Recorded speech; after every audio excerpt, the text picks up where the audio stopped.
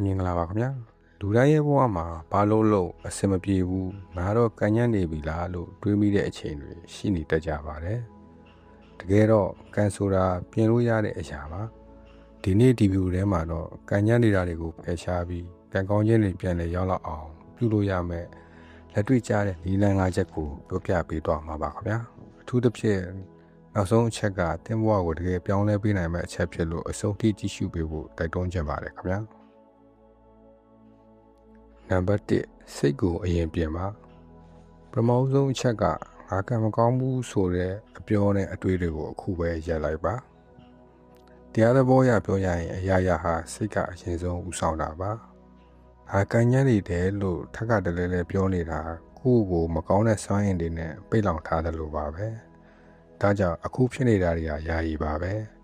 ငါဒါကိုကြော်ဖြတ်နိုင်မယ်ဆိုတဲ့အကောင်းမြင်စိတ်ကိုအရင်တွင်ပါ